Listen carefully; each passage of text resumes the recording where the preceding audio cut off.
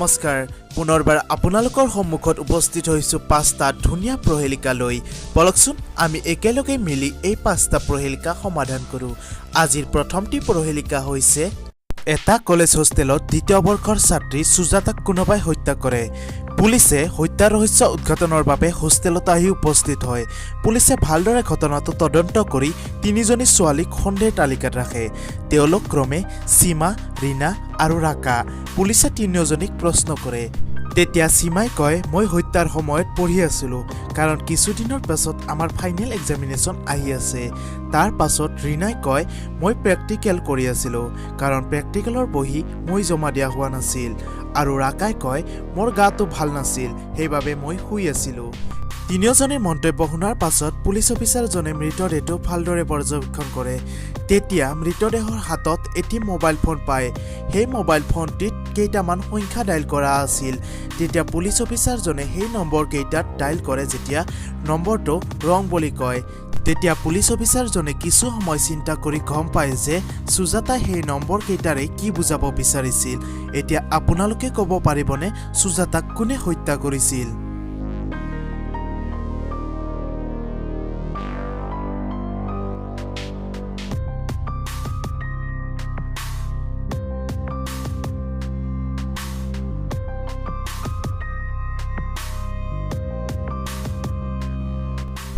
সুজাতাক হত্যা ৰাকাই কৰিছিল কাৰণ সুজাতাৰ হাতত পুৰণা মডেলৰ মোবাইল ফোন আছিল আৰু এই নাম্বাৰ কেইটাৰে সুজাতাই ৰাকাৰ নামটো বুজাব বিচাৰিছিল বলকচোন চাও কেনেকৈ যেহেতু সুজাতাৰ হাতত পুৰণা মডেলৰ মোবাইল ফোন আছিল সেইবাবে সুজাতাৰ মোবাইলত আৰ লিখিব লাগিলে 3 বাৰ 7 এ লিখিব লাগিলে এবাৰ 2 কে লিখিব লাগিলে 2 বাৰ 5 আৰু এ লিখিব লাগিলে এবাৰ 2 এনেদৰে এই নাম্বাৰ কেইটাৰে সুজাতাৰ নামটো উলাই পৰিছিল এতিয়া পুলিচজনে গম পাইছিল যে এই নাম্বাৰ কেইটাৰে সুজাতাই ৰাকাৰ নামটো ক'ব বিচাৰিছিল মানে প্ৰকৃত হত্যাকাৰী ৰাকাই আছিল আপোনালোকৰ সন্মুখত বহু কেইটা ইমোজি আছে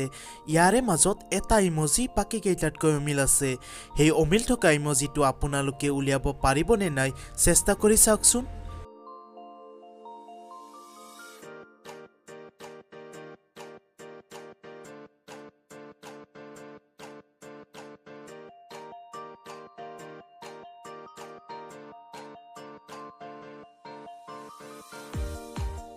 এই ফটোখনত এইটো ইমোজি বাকি কেইটাতকৈ অমিল আপোনালোকে উলিয়াব যদি পাৰিছিল কমেন্ট কৰি জনাব নাপাহৰিব আপোনালোকৰ বাবে এটি ধুনীয়া প্ৰহেলিকা আপোনালোকে কওকচোন ইয়াত 3034 কোনটো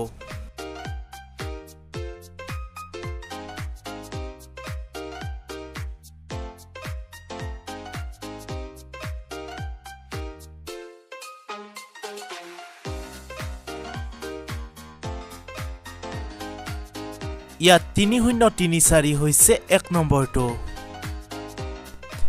15 সেকেন্ডৰ ভিতৰত এই ফটো দুখনত থকা 4টা অমিল উলিয়াবলৈ চেষ্টা কৰি চাওকচোন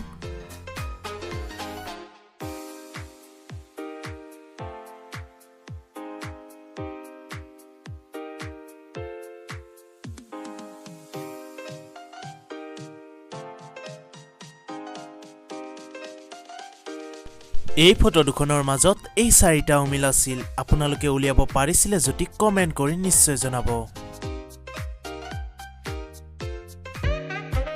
ইয়াৰে মাজত এজন চোৰ লুকাই আছে এতিয়া আপোনালোকে ক'ব পাৰিবনে ইয়াৰে মাজত কোনজন প্ৰকৃত চোৰ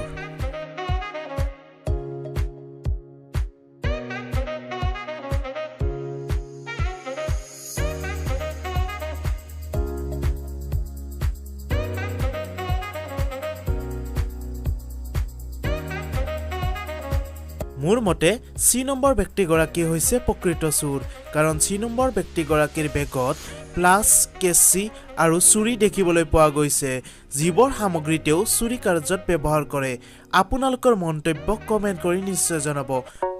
আজিৰ এই খণ্ডটো আপোনালোকৰ যদি ভাল লাগিছে এটা লাইক কৰি দিব নাপাহৰিব কাৰণ আপোনালোকৰ এটা লাইকে আমাক নতুন ভিডিঅ' বনাবলৈ উৎসাহিত যোগায় লগতে বন্ধুবৰ্গৰ সৈতে এই ভিডিঅ'টি শ্বেয়াৰ কৰিব আৰু আগৰ ভিডিঅ'সমূহ পাই থাকিবলৈ আমাৰ এমএছ ৰিডলছ ইউটিউব চেনেলটো সাবস্ক্ৰাইব কৰি দিব আগৰ ভিডিঅ'টিত আপোনালোকক সোধা হৈছিল কোনজন ব্যক্তিয়ে নিজৰ মৃত্যু ক'ত কেতিয়া কেনেকৈ হ'ব গম পায়। এই সাঁথৰটি শুদ্ধ উত্তৰ হৈছে আত্মহত্যা কৰা ব্যক্তিগৰাকীয়ে নিজৰ মৃত্যু ক'ত কেতিয়া হ'ব গম পায়। সাঁথৰটিৰ শুদ্ধ উত্তৰ আমাক বহুতো বন্ধু বান্ধৱীয়ে প্ৰেৰণ কৰিছে। তেওঁলোক ক্ৰমে Angel Rehena, Purnima Devi, Ritamoni Chetia, Assamese cartoon channel, Manas Baruah, Chandrasekhar Deka, Himanshu Koch, Bikash Das, Padma Baishya, Rahul studio', Mami Bora Dutta, Ankur Das, Montu Dhubi, Gopi Bora আৰু মিতু দাস।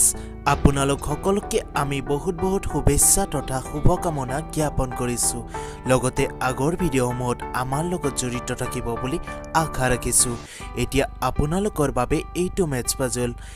মেথছ পাজলৰ শুদ্ধ উত্তৰ দিয়া কেইজনৰ নাম আমি অহা ভিডিঅ'টিত উল্লেখ কৰিম। তেনেহ'লে আজিলৈ লৈছোঁ বিদায়। আকৌ এটি নতুন ভিডিঅ'ৰ সৈতে লগ পোৱাৰ প্ৰতিশ্ৰুতিৰে। ধন্যবাদ। জয় আই অসম।